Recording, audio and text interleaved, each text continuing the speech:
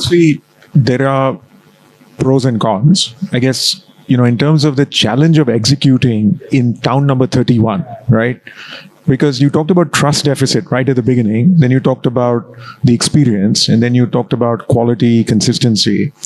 What have you been able to do in that town number 31 that other people have not been able to do to deliver what you believe is, the right quality, the right consistency? I think, Rahul, what we have done very consciously and learned is that we need to be very similar to what exists in those cities. So our Sharief Bhai stores in Hassan, actually Hassan was a pretty swanky store, but a Sharief Bhai store in Coimbatore or Erode would actually look like a Dindikal Thalapakatti store. They don't want to be overwhelmed.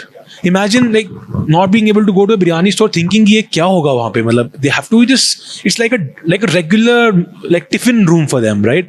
So we've tried to stay very close to what the product is. In fact, we have now moved to Tamil menus. And we can't do without it. And a lot of our staff can't speak Tamil, and it's a challenge for us because if you're a single store business, you can hire. But now we have 50 stores, we have 500 people. We've not been able to hire.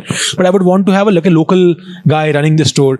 So I think the store number 30 onwards, or city number 30 onwards, and this is not only true for food, I'm seeing it in many other categories, they're not willing to trade off the existing experience.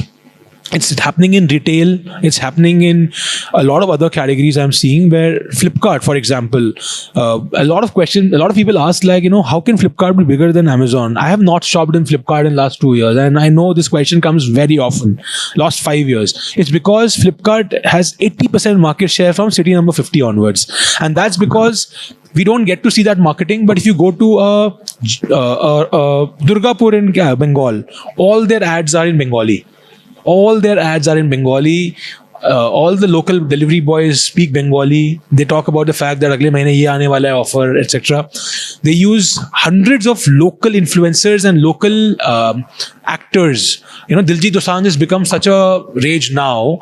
Back in 2014, our brand ambassador in Punjab was Diljit Dosanjh. And that's how I first heard that name.